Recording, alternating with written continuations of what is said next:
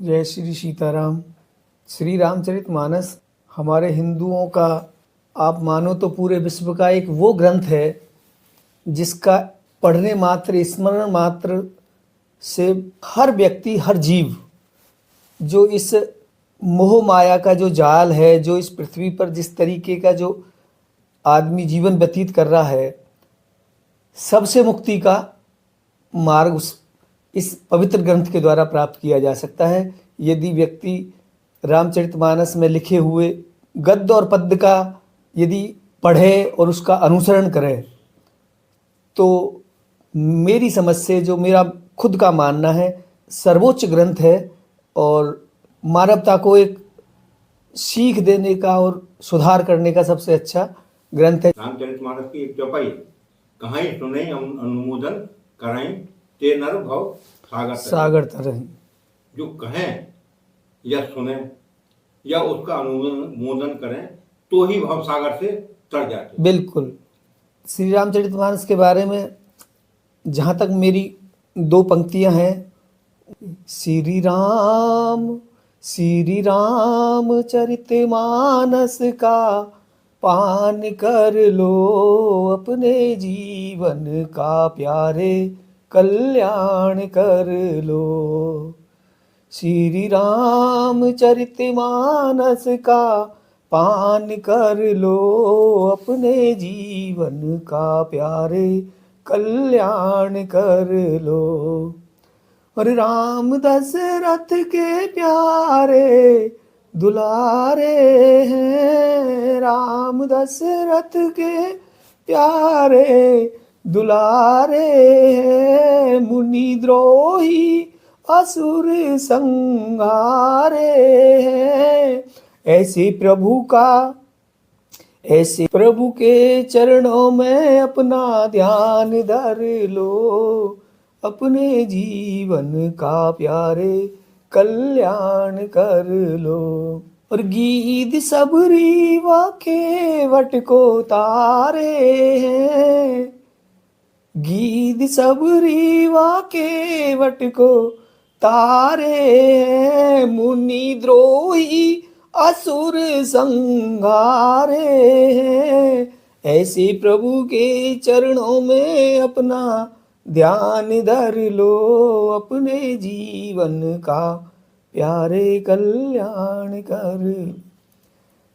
मेरा इन पंक्तियों से ये तात्पर्य है कि जो रामचरितमानस का गद्य या पद्य में जो भी सारांश है, श्रवण मात्र से ही भवसागर से आदमी तर जाता है। ये निसंदेह है, शाश्वत सत्य है, इसमें लेस मात्र भी कहीं डाउट नहीं है।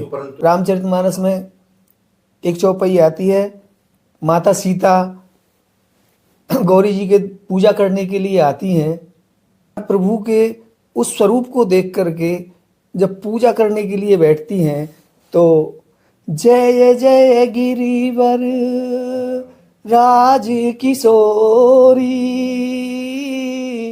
जय महेश मुख चंद्र चकोरी, राम सिया राम जय जय राम। जय गज वदन सड़ानन माता, जगत जननी दामनी दुति दाता। इस तरीके से भी कहती हैं कि हे माता, यदि मैंने आपकी पूजा की है और श्रद्धा भाव से आपकी पूजा की है, ये जो धनुष है जिसके तोड़ने से मेरा स्वयंवर होना है, उसकी जो गुरुता है उसको कम कर दीजिए। राम जी इतने कोमल हैं कि वो नहीं उठा पाएंगे, इतना भारी है। जहाँ देश विदेश के राजा महाराजा देवता किन्नर सभी वेश बदल करके और जो इस स्वयंवर में भाग ले रहे हैं, तो जब राजा महाराजाओं के बाहुबल के प्रयोग को देख करके जब सारे हताश हो गए तो जनक जी ने एक शब्द में ये कहा कि भाई मेरे को तो ऐसा लगता है जैसे ये पृथ्वी वीरों से विहीन हो गई है। मैंने तो गलती कर दी जो इस शब्द का एक प्रयोजन रख लिया। रामचरितमानस में कहा भी गया है, जैसा कहते हैं कि रघुकुल रीत सदा चली आई, प्राण जाए पर बचन न जाई। वहाँ इस तरीके के जनक जी के संवाद को सुन करके लक्ष्मण जी को एकदम से क्रोध आ जाता है और वो गुस्से में आकर के एकदम खड़े होकर के प्रभु से आशीर्वाद चाह मांग करके और कुछ रामचरितमानस की कुछ चौपाइयाँ जो मेरे को याद हैं उनका वो किस तरीके से संवाद करते हैं। सुनहु भानुकुल पंकज भानु कहो सुभाउ न कछे अभिमानु। राम सिया राम जय जय राम।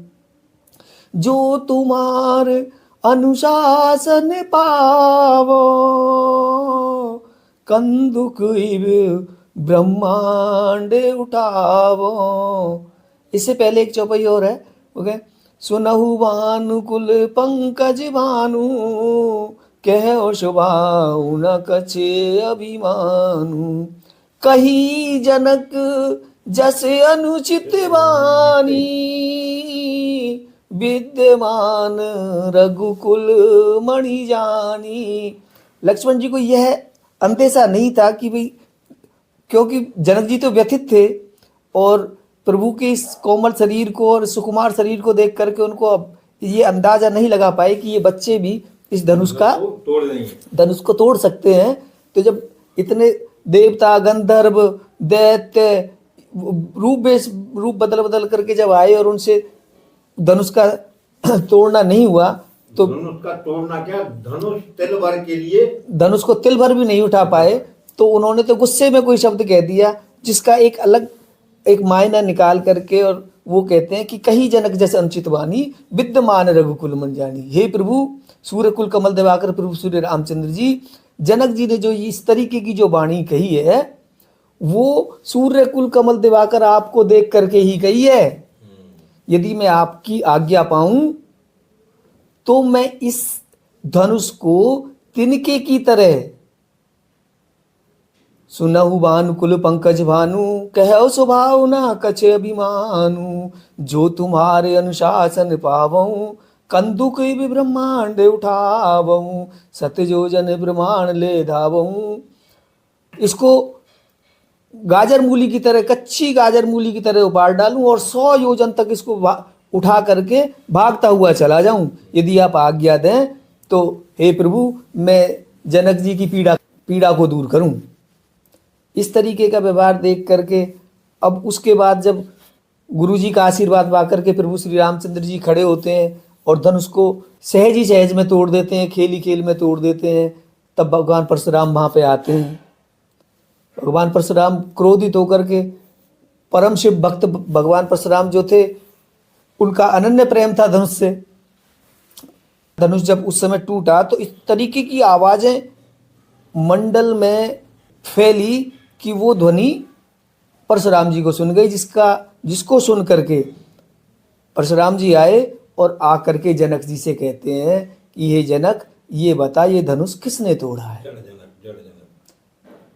ना? या तो बता जनक, हे राजा, हे मूर्ख जनक, या तो बता, नहीं तो तेरी पृथ्वी को जहां तक तेरा राज है उलट पुलट कर दूंगा। जनक जी इस तरीके से क्रोध में देख करके, क्योंकि भगवान परशुराम को पहली बार इतने क्रोध में देखा था, सुना था ये है कि, पर इतने क्रोध में जनक जी ने कभी भी भगवान परशुराम को नहीं देखा।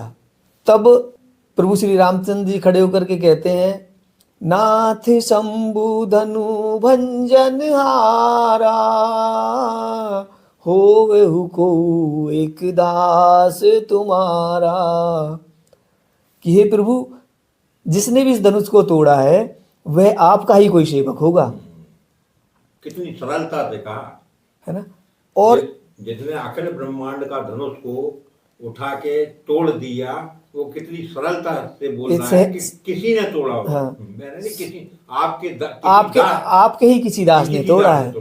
ये कितनी सरलता है भगवान के अंदर। तो इस तरीके के वचन को सुनकर के भगवान परशुराम कहते हैं कि हे मूर्ख, भगवान शिव धनुष की महिमा के विषय में आपको ज्ञात नहीं है। और एक तरफ तो आप सेवक बता रहे हो और एक तरफ इतना बड़ा कृत्य कर दिया आपने। जिसने भी धनुष तोड़ा है, एक तरफ तो शिव का भक्त बता रहे हो उसको, और एक तरफ शिव जी के धनुष को तोड़ दिया। होता लक्ष्मण जी खड़े होकर के कहते हैं कि हे हे मुनिवर, ये तो हमने तो बचपन में बहुत सारी धनुआ तोड़ी है, है ना, आज उस समय तो आपने कभी क्रोध नहीं किया, पर इस धनुष में ही ऐसा क्या है जो आप इतने क्रोधित हो रहे हैं। परशुराम जी कहते हैं कि हे मूर्ख बालक, रे नृप बालक काल बस बोलत तो ही न समार, धनु ही समत्र प्रार्थन विदित सकल संसार। हे मूर्ख बालक, तू नहीं जानता इस धनुष की बारे में, तेरा काल सिर पे मंडरा रहा है, तू इस तरीके से, तू मेरे को जानता नहीं मैं कौन हूं। मैंने पृथ्वी को विपदा विश्व विजय कर लीनी, विपुल वीर महिदेवन दीनी। आपको पता नहीं, मैंने पृथ्वी को कईयों बार कईयों मर्तबा वीरों से विहीन कर दिया और फिर उसको ब्राह्मणों के लिए दान में दे दिया। तू नहीं जानता, तू मेरे इस फरसे की कठोर ध्वनि से और इसके प्रहार से वाकिफ नहीं है। इस तरीके से भगवान परशुराम का लक्ष्मण जी का संवाद होता है वहाँ इस तरीके का संवाद होता है। तो काफ़ी लंबे संवाद होते होते तो भगवान परशुराम के पास एक, उनको ज्ञात होता है कुछ, तो उनके पास एक पुराना धनुष शिव जी का था, उसको प्रभु श्री रामचंद्र जी के लिए देते हैं लास्ट में कि हे राम, तुम इस धनुष पर बाण चढ़ाओ जिससे मेरे जो मन में जो शंका है उस शंका का निवारण हो। प्रत्यंचा चढ़ाते ही परशुराम जी को आभास हो गया कि ये तो नारायण अवतार है। नहीं, उसमें एक चौपाई और है उसके पहले कि उन्होंने ये बोला कि गुरुजनों और ब्राह्मणों के प्रति इतना प्रेम तो केवल भगवान में हो सकता है। तब जाके उनको आवाज हो, तब उन्होंने बोला है कि आप जो है ना इस धनुष के ऊपर प्रत्यंचा चढ़ाओ। उससे कंफर्म हुआ, जब प्रत्यंचा चढ़ा दी तब जो है कंफर्म हो गया कि यही राम है, यही राम है। फिर धनुष अपने आप चला गया, अपने आप चला गया। वो धनुष भी देख रहा है, एक तो टूटा पड़ा ही है, अहंकार के वजह से एक तो टूटा पड़ा ही है, मेरे भी ये हाल नहीं हो जाए।